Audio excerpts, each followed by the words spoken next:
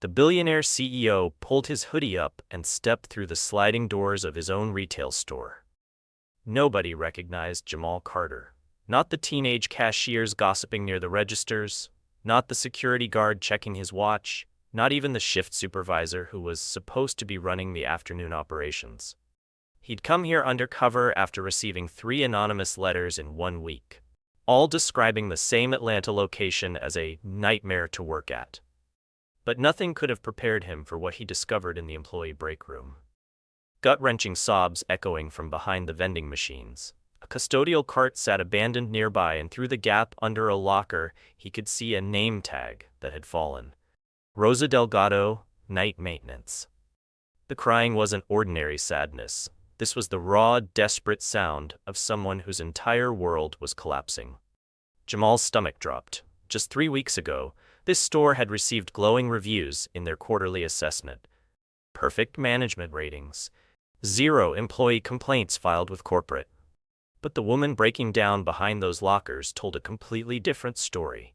As he stood frozen under the harsh LED lighting, one terrifying question burned through his mind. If this systematic abuse was happening at his flagship location, what horrors was he blind to across his entire empire? The truth he was about to uncover would be worse than anything he could imagine, forcing him to confront everything he thought he knew about leadership, corporate responsibility, and the real cost of disconnecting from the people who built his success. What started as a simple undercover visit was about to become the most important 72 hours of his career. Stay with me, and tell me in comment section from which city in the world are you watching, because what happens next will change how you see workplace power forever. Jamal knocked softly on the break room wall. "Hey, you okay back there?" The sobbing stopped instantly. He heard shuffling, someone trying to compose themselves. "I'm fine, just give me a minute." But her voice betrayed everything. This wasn't fine, this was a woman drowning in desperation. When Rosa Delgado finally emerged from behind the lockers, Jamal saw a petite woman in her late 30s wearing a faded maintenance uniform. Her eyes were swollen from crying, and she quickly bent to retrieve her fallen name tag with hands that shook violently. "I'm sorry," she whispered, not making eye contact. "I shouldn't be. I need to get back to work." Jamal studied her carefully.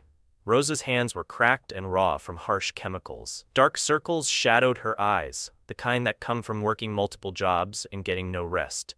But what struck him most was how she flinched when footsteps approached from the sales floor. "You don't look fine," Jamal said gently. "I'm Kevin, by the way, just started today." Rosa glanced up, seeming to assess whether the stranger could be trusted. After a long moment, her shoulders sagged with exhaustion. "Everything's just falling apart," she admitted. "My daughter Isabella needs surgery for her appendix, but they're saying it's not an emergency yet. I can't afford the operation without insurance, and now they're telling me I don't qualify." "How long have you worked here?" 3.5 years. Never missed a day, never been late, but Mr. Davidson keeps saying my hours are too irregular for benefits." Rosa gestured helplessly toward a bulletin board covered in work schedules. Jamal followed her gaze and felt his blood pressure spike. The schedule was chaos. Shifts crossed out, hours reduced, constant handwritten changes. Rosa's name appeared sporadically, 28 hours one week, 12 the next, then up to 31. "They keep cutting my time," Rosa explained, her voice barely audible. "Mr. Davidson says it's company policy, but I don't understand. The store is always busy. We're always understaffed." Jamal's jaw clenched. He knew company policy inside and out. Full-time employees were guaranteed consistent schedules and comprehensive benefits. What he was seeing looked like deliberate manipulation. "When I asked about the health insurance that was supposed to start after 90 days, Rosa's voice cracked. "He said I wasn't eligible because my hours fluctuate too much, but they're the ones changing my schedule every week." The pieces formed a picture that made Jamal's blood boil. Kevin Davidson. He remembered the name from management reports. Solid performance numbers, efficient cost control, no red flags in his personnel file. "Listen, Kevin," Rosa continued, her voice dropping to a whisper. "I need this job. Isabella is only 9, and if something happens to her appendix..." She couldn't finish the sentence. Jamal watched as she pinned her name tag back onto her uniform with trembling fingers. That small piece of plastic represented everything to her: her daughter's health, their apartment, their survival. And someone was weaponizing that desperation. "I should go," Rosa said, glancing toward the sales floor. "Davidson gets angry if he can't find us during shift changes." As she walked away, Jamal noticed her slight limp, probably from years of standing on concrete floors without proper equipment. The company handbook required anti-fatigue mats and ergonomic support for maintenance staff, another policy being ignored. Jamal stood alone, staring at that chaotic schedule board. Each crossed-out shift represented a family struggling to survive. Each arbitrary hour cut meant someone choosing between groceries and utilities. He built Carter Retail on the principle that successful businesses invest in their people. But somewhere between boardroom presentations and investor calls, that principle was being systematically destroyed by managers drunk on petty authority. The question was, how deep did this corruption go? And how many families were suffering while he sat in his corner office, completely oblivious to their pain? Jamal didn't have to wait long to see the system in action. The next morning, he returned as Kevin Thompson, desperate job seeker, and positioned himself near the employee entrance. He watched Rosa clock in at 5:30 a.m. sharp, moving carefully but with determination.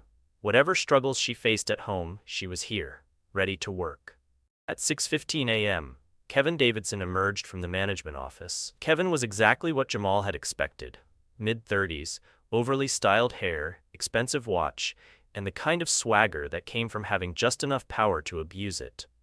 He wore his district manager badge like a weapon, and his eyes immediately found Rosa organizing supplies near the stockroom. "Delgado," Kevin's voice cut across the store like a whip crack. Rosa's shoulders tensed, but she continued working. "Delgado, I'm talking to you." She finally looked up, her expression carefully neutral. "Yes, Mr. Davidson? This stockroom is a disaster. What exactly have you been doing for the past hour?" Jamal could see the stockroom from his position. It was immaculate, every item properly organized, every aisle clear. But Rosa simply nodded. "I'll reorganize it again, sir." "You better, and Delgado?" Kevin's voice dripped with disdain. "I need to see you in my office, now." Jamal felt his hands clench into fists. He forced himself to stay hidden, to keep observing. If he intervened now, he'd blow his cover before understanding the full scope of the problem. Through the glass partition of Kevin's office, Jamal could see Rosa standing while Kevin remained seated. A deliberate power play that made Jamal's skin crawl. He pulled out his phone and activated the voice recorder, positioning himself closer to catch their conversation. "Delgado," Kevin began, leaning back in his chair with casual arrogance, "we need to discuss your performance issues." "My performance, sir?" "Don't play dumb. I've noticed you talking to other employees about scheduling. That sounds like troublemaking to me." Jamal could see Rosa's face through the glass, watching her struggle to maintain composure. "I wasn't making trouble, Mr. Davidson. I was just asking Elena if she knew why my hours keep changing." "Your hours change because that's what the business requires.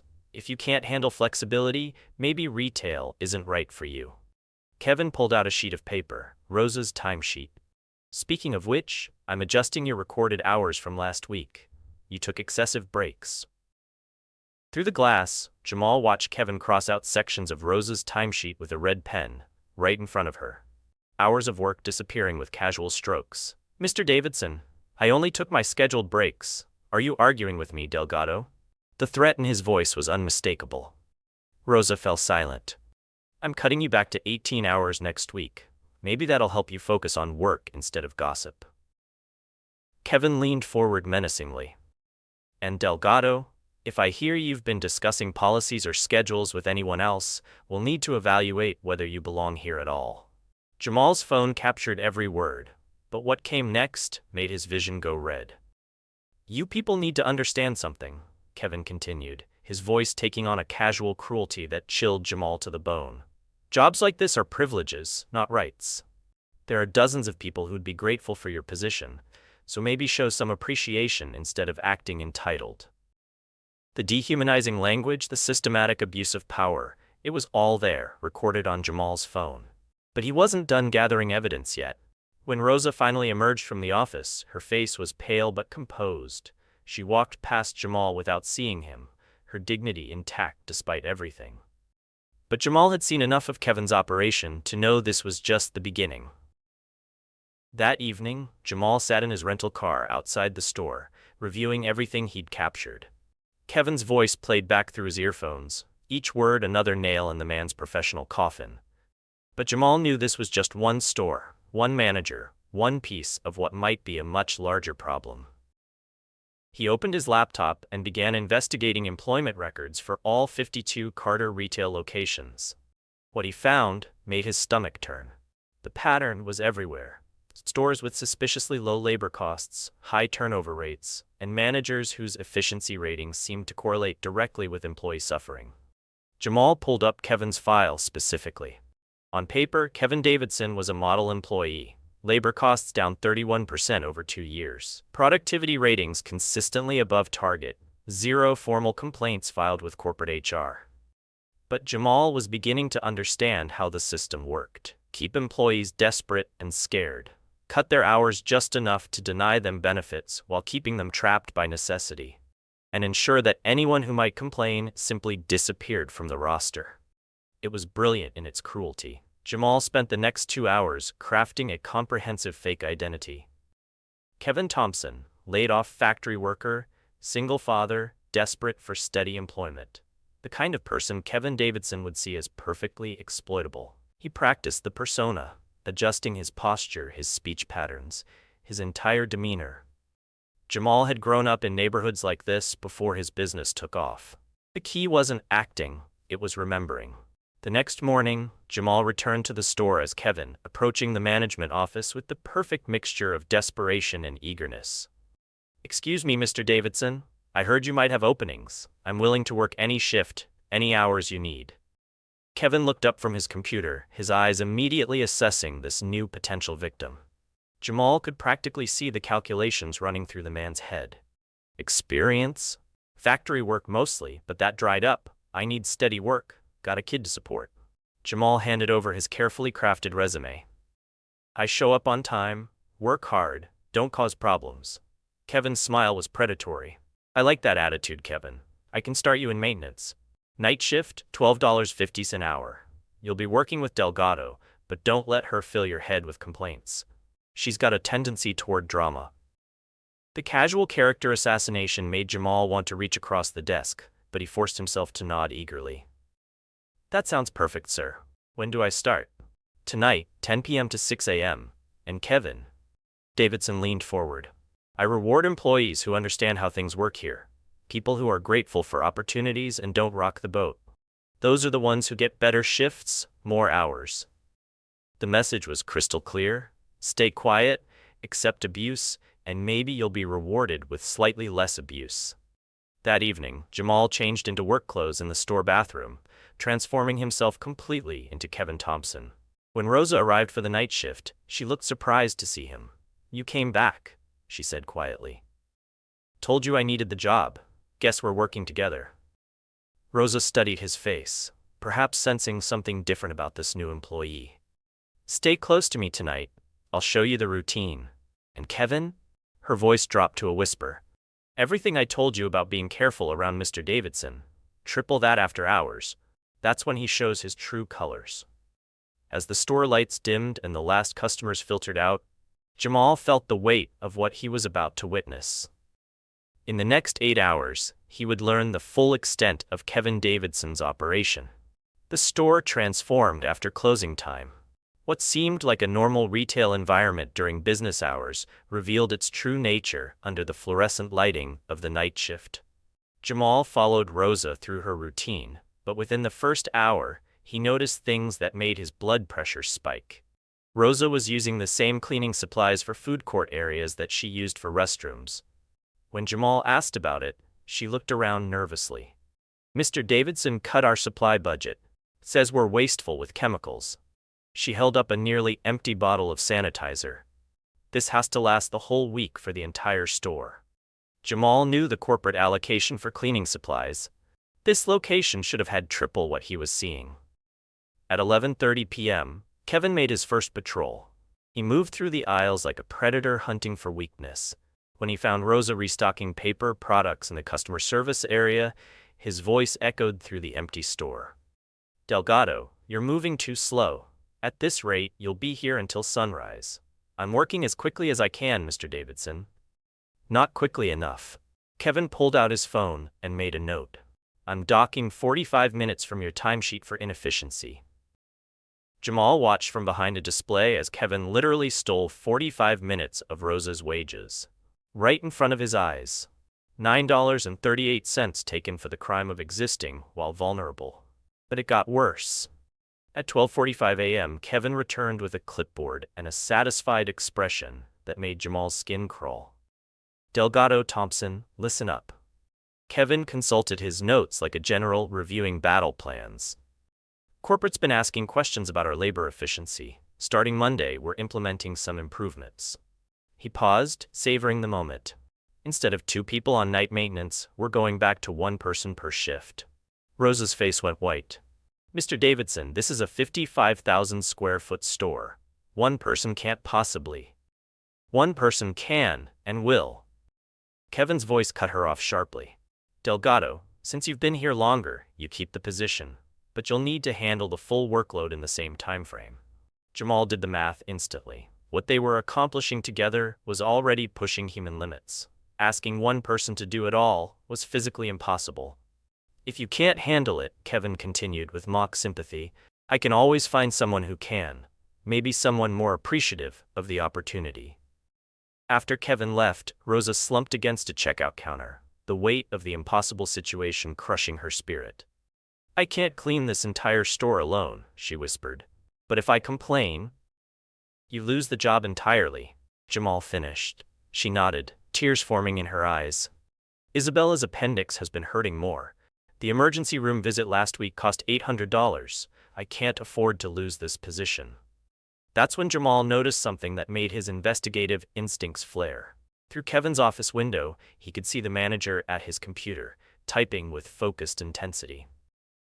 "Rosa, can you handle the cosmetics section by yourself for a few minutes? I want to check something." She looked confused but nodded. "Be careful, Kevin. If he catches you near his office."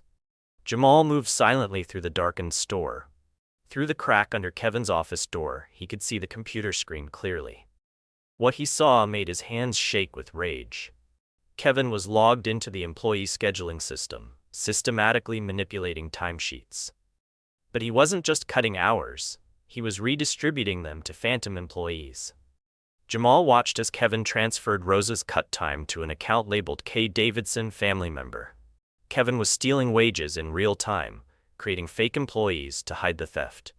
Every hour he cut from Rosa, from other vulnerable workers, was going directly into accounts he controlled.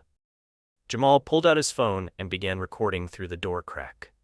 The evidence was undeniable, systematic wage theft happening right in front of him. But then Kevin opened another program, and Jamal's anger turned to pure fury. The health insurance enrollment system.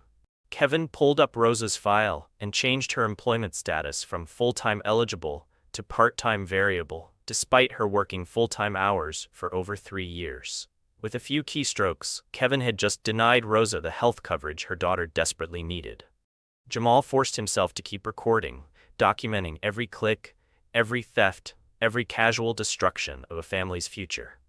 The evidence he was gathering would destroy Kevin's career, but more importantly, it would save Rosa and others like her. At 2 a.m., Kevin emerged from his office looking satisfied with his night's work. "Thompson," he called out, his voice carrying that familiar tone of casual cruelty. "I need you to move all the electronics inventory from receiving to the sales floor, by yourself." Jamal looked at the mountain of merchandise. Easily a 4-person job involving hundreds of pounds of equipment. All of it? Problem with that? Because I can call someone who won't give me attitude. "No problem," Jamal said through gritted teeth. As he began the back-breaking work, moving television displays and appliances alone, Jamal understood something crucial about Kevin's psychology. This wasn't just about money. It was about power. The sadistic joy of watching people struggle, of holding their lives in his hands and squeezing just to watch them suffer. By 5 a.m., Jamal's back was screaming, and his hands were raw. But he'd gathered enough evidence to destroy Kevin Davidson and expose the systematic abuse happening under Carter Retail's name. As he watched Rosa struggle through her final tasks, barely able to stand after 9 hours of brutal work, Jamal realized this investigation had become about something much bigger than one abusive manager. This was about a system that allowed predators like Kevin to thrive, while good people like Rosa suffered in silence. And that system needed to be torn down completely. Tomorrow, Kevin Davidson's reign of terror would end. But first, Jamal needed one more piece of evidence, the smoking gun that would make his case absolutely unshakable. Jamal's opportunity came during Rosa's scheduled break. She'd collapsed into a chair in the break room, her hands shaking from exhaustion. Through the thin walls, Jamal could hear Kevin on the phone in his office. The conversation was muffled, but Jamal could make out enough to know it was important. He positioned himself near the supply closet adjacent to Kevin's office and activated his phone's recording app. "Davidson here." Kevin's voice carried clearly through the wall. "Yeah, I've got this week's numbers for you." Jamal pressed closer to the wall, straining to hear every word. "Delgado's down to 18 hours this week. The new guy, Thompson, I'll have him at 12 next week. And that kid in electronics, Tyler, I'm moving him to overnight inventory. The heavy lifting will make him quit within a month." Jamal's blood turned to ice. Kevin was reporting to someone about his systematic harassment of employees. No complaints filed. They're too scared to go to corporate. I've made sure of that." Kevin chuckled, the sound making Jamal's skin crawl. "The beauty is that headquarters sees our labor costs dropping and thinks I'm running a tight ship." The voice on the other end was inaudible, but Kevin's responses painted a clear picture. "Of course I'm covering my tracks. I've got performance reviews documenting attitude problems for all of them. Tardiness, insubordination, poor work quality. If anyone ever questions the terminations, I've got paperwork showing they deserved it." Jamal heard papers rustling as Kevin pulled out files. "Here's the beautiful part. I'm billing all their cut hours to fake employee accounts. My brother-in-law's making $500 a week, and he's never stepped foot in this store. Corporate pays the wages to accounts I control, and the money goes straight into my pocket." Every word was being captured on Jamal's phone. A complete confession to federal wage theft, benefit fraud, and conspiracy. But then Kevin said something that made Jamal's vision go red with rage. "The Delgado woman is perfect for this scheme. Single mother, needs the insurance, doesn't speak up. I could cut her to 0 hours and she'd still show up begging for work. Her kid's got some kind of medical issue, so she'll take whatever abuse I dish out." The casual cruelty in Kevin's voice, the way he spoke about Rosa's desperation as entertainment, pushed Jamal past his breaking point. "Yeah, I know the type," Kevin continued. "These people think they're lucky to have any job at all. Makes them easy to control." Jamal heard Kevin's chair creak as he leaned back. "Don't worry about exposure. Who's going to believe them? A bunch of retail workers against a district manager with stellar performance reviews? Corporate would laugh them out of the building." The call ended with Kevin scheduling another check-in for the following week. As Jamal heard the phone click into its cradle, he realized he'd just recorded a complete confession, not just to the crimes Kevin was committing, but to his entire philosophy of exploitation. Jamal quickly moved away from the office, his heart pounding. He had everything he needed now: the recorded calls, the computer screen footage, photographic evidence of unsafe working conditions, and this, Kevin's own words proving premeditated, systematic abuse of vulnerable employees. But as he rejoined Rosa in the break room, he noticed she was pressing her hand to her side, her breathing shallow. "Rosa, are you okay?" "Just tired," she said, but her voice was strained. Jamal could see it was more than exhaustion. The stress, the physical demands, the constant fear, it was literally destroying her health. "When's the last time you saw a doctor?" Rosa laughed bitterly. "Doctors cost money. And according to Mr. Davidson, I don't qualify for insurance because my hours are inconsistent." Jamal watched her struggle to stand, this woman who was working herself to death for a man who saw her suffering as entertainment. The evidence on his phone was a loaded weapon. Tomorrow morning, he would end Kevin Davidson's career and expose the systematic abuse happening in his own company. But tonight, he had to watch Rosa limp to her car, knowing she'd be back in 16 hours to face it all again. The smoking gun was ready to fire. Jamal spent the pre-dawn hours in his hotel room, organizing evidence and making calls. By 8 a.m., he had assembled a comprehensive file of Kevin Davidson's crimes, complete with recorded confessions, photographic evidence, and financial documentation. But he wasn't just preparing a case, he was preparing to transform his entire company. At 1:45 p.m., Jamal returned to the store as Kevin for the last time. He found Rosa in the break room, staring at a medical bill with tears in her eyes. "What's wrong?"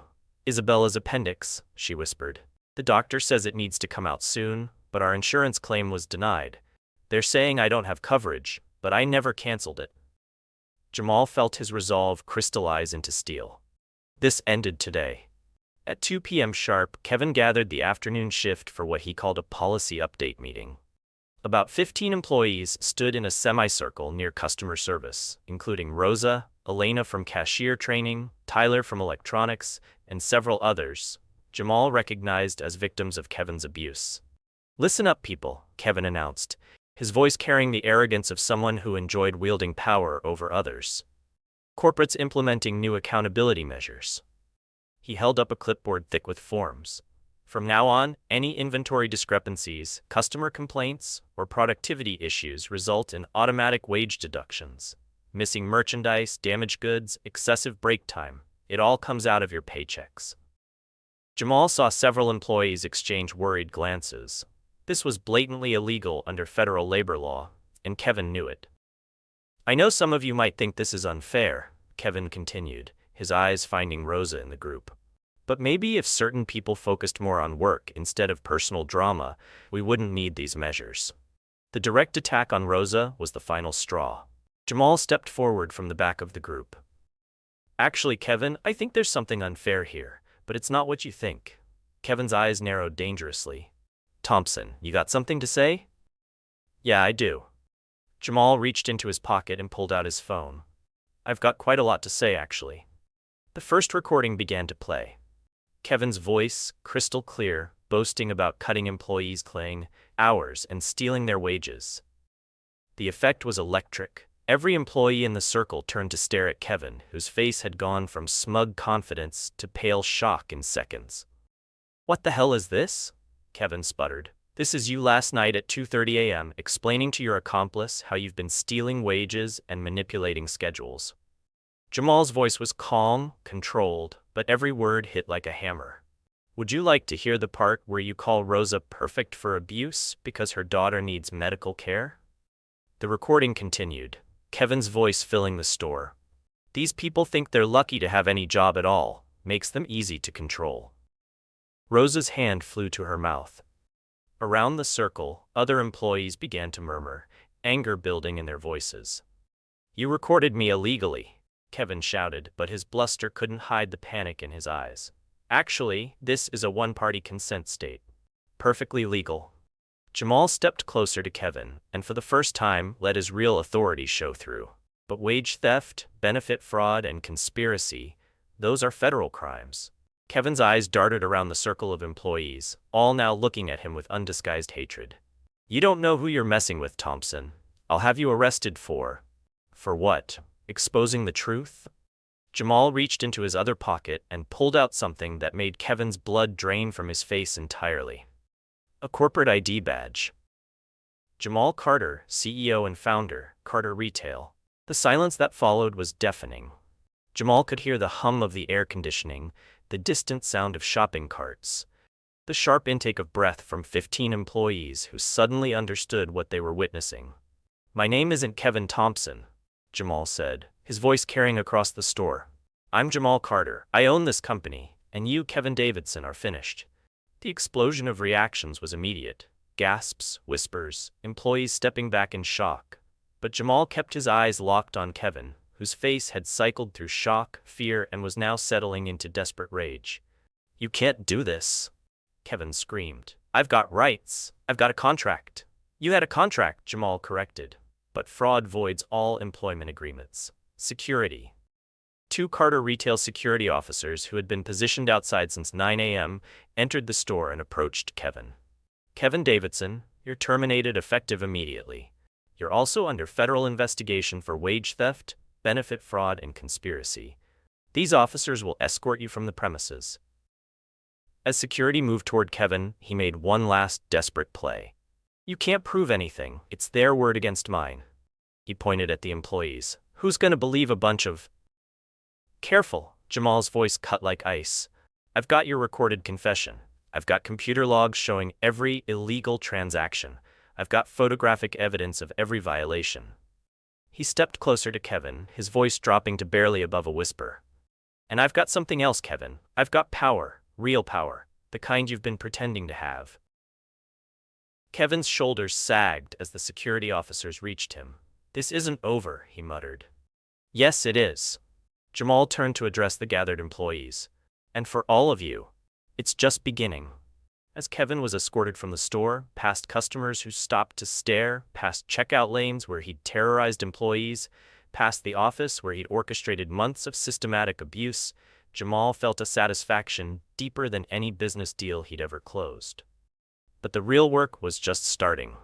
The silence after Kevin's removal was profound. 15 employees stood in a circle, staring at their actual CEO, trying to process what had just happened. Rosa was the first to speak, her voice barely a whisper. You're really the owner? I am, and I owe all of you an apology. Jamal looked each employee in the eye. I built this company on the principle that we take care of our people. But I failed you.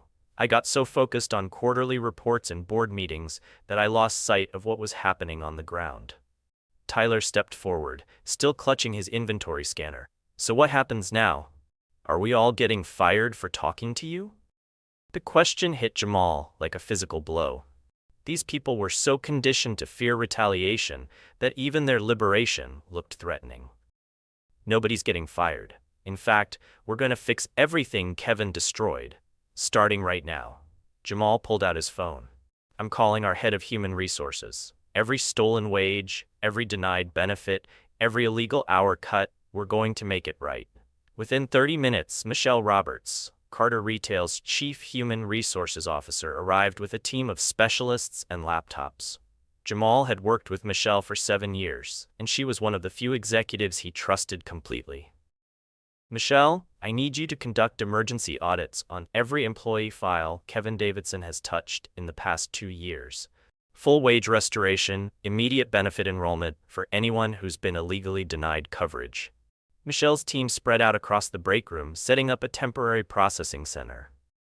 Rosa Delgado, Michelle called out, consulting her tablet. Rosa nodded nervously, still not quite believing this was real. According to Kevin's records, you're classified as part-time temporary with no benefits, but your actual hours worked show you've been full-time for 3.5 years straight. Michelle's fingers flew across her tablet. As of right now, you're classified as full-time permanent with complete health coverage, retroactive to your original hire date. Rosa's knees buckled. Jamal caught her arm as tears streamed down her face. Isabella's surgery, she whispered. Fully covered, emergency pre-authorization will be processed within 2 hours, Michelle said warmly. And Rosa, you're owed $22,847 in stolen wages and unpaid overtime. That check will be processed today. The sound that escaped Rosa's throat was part sob, part laugh, part prayer. Around the room, other employees were having similar conversations as Michelle's team worked through the files. But Jamal wasn't finished.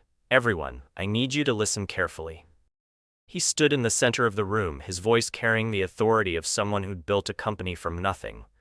What happened here can never happen again, so we're changing how this company operates. He gestured to Elena, the cashier who'd been working split shifts to avoid overtime. Elena, you mentioned wanting to move into management training. How would you feel about assistant store manager? Elena's eyes went wide. Sir, I don't have experience or education. You have something better. You know what it's like to work every position in this store, and you care about the people here. That's what I need in management. But the biggest change was yet to come. Rosa, Jamal said, turning to face the woman who'd unknowingly triggered this entire transformation. I have an offer for you. She looked up at him, with eyes still red from crying, still struggling to believe her daughter would get the medical care she needed. I'm offering you the store manager position. I already access your background education, you're fast learner. The silence was absolute. Even Michelle's team stopped typing. Sir? Rosa stammered. I just clean floors. I don't know how to. You know how to work harder than anyone should have to. You know how to care about people even when you're being mistreated. You know every inch of this store and every challenge these employees face. Jamal's voice grew stronger. Rosa, you've been managing impossible situations for 3 years. Managing a store will be easy by comparison. But I don't have experience. I'll provide training, full management development program, business courses, whatever you need. Starting salary is $68,000 plus benefits, with performance bonuses tied to employee satisfaction, not just profit margins. Rosa stared at him like he was speaking a foreign language. That's just the starting point. Good managers who take care of their people get promoted to regional positions. Those pay 6 figures. Around the room, Jamal could see the transformation beginning. 15 people who'd walked in expecting another day of abuse were watching their lives change in real time.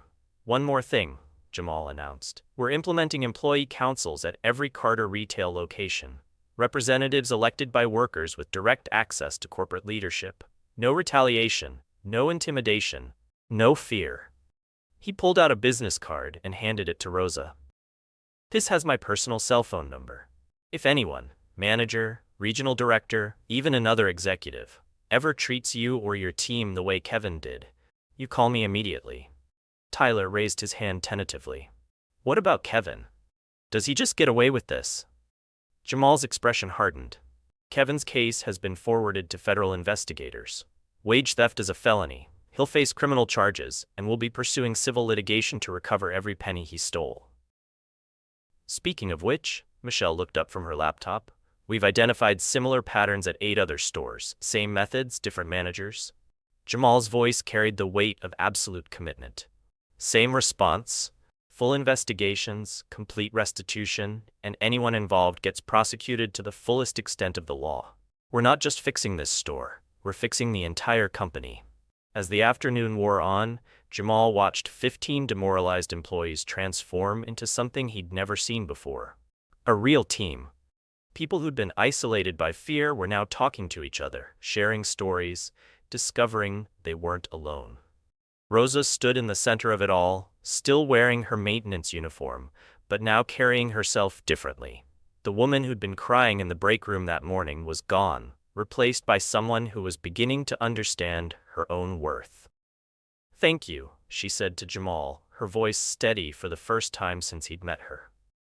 Not just for the job or the money, for seeing us as people.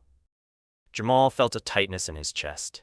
Thank you for reminding me what leadership actually means. 6 months later, Jamal stood before a packed auditorium at the National Retail Leadership Summit, the subject of his keynote address. Leading from the ground up, what happens when CEOs stop hiding in boardrooms?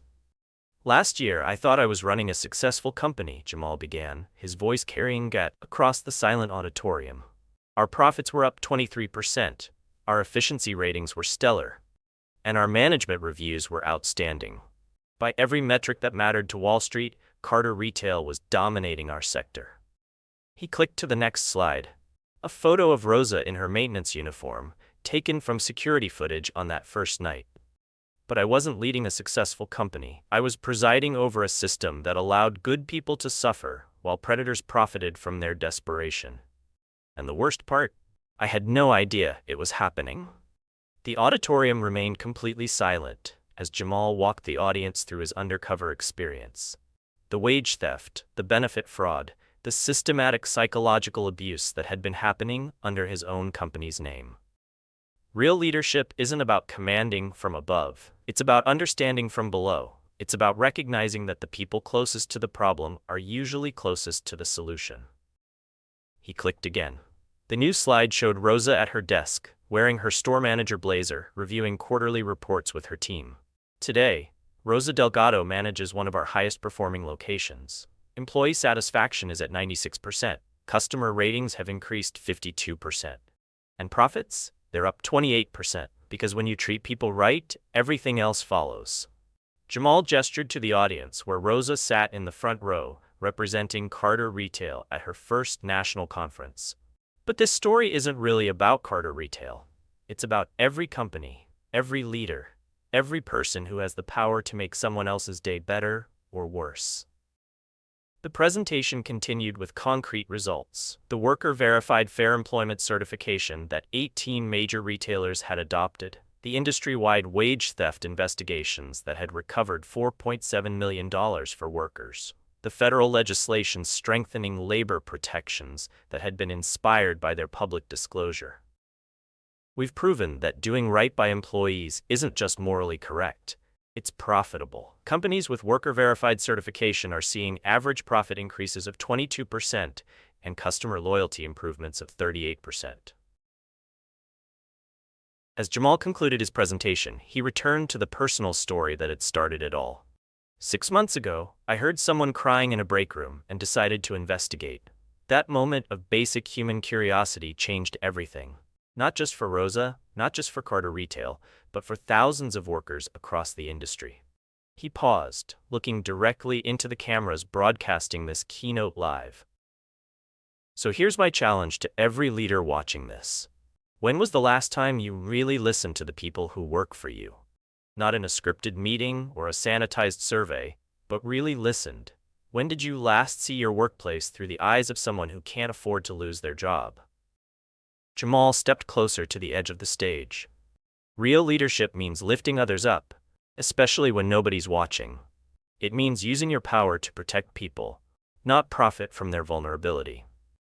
And it means having the courage to admit when your systems are broken and the determination to fix them. The final slide appeared, a photo of the Carter Retail Employee Council meeting, with representatives from 52 stores gathered around a table as equals. The person crying in that break room could be in your company right now. The question is, will you hear them? And more importantly, will you act?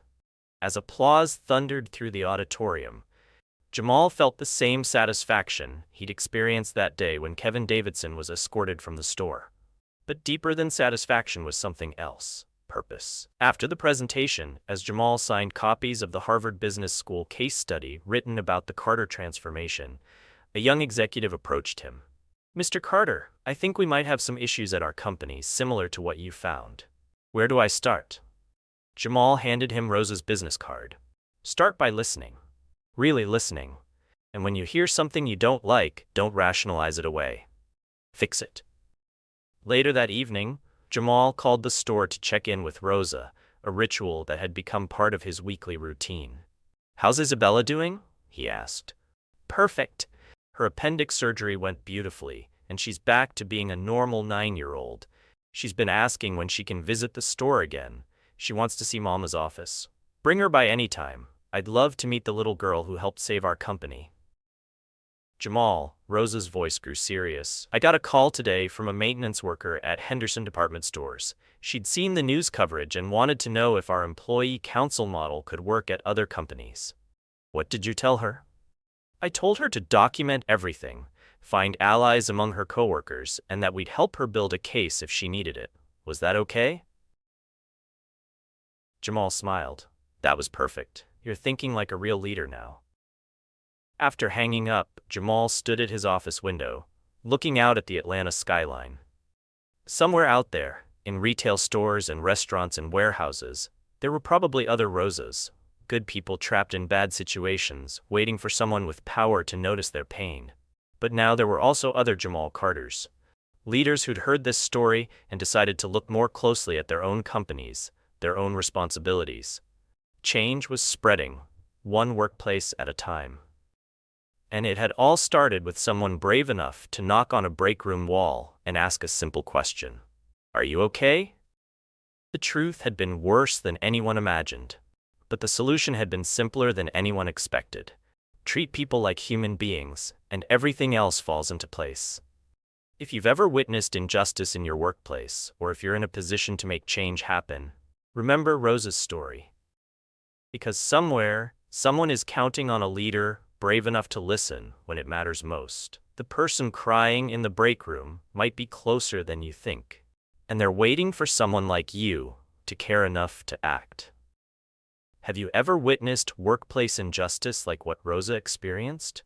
Or maybe you've been in a position where you could have made a difference for someone, but didn't know how. What would you do if you discovered systematic abuse happening under your watch? Drop a comment below and let me know where you're watching this story from. I love connecting with viewers globally who believe in standing up for what's right.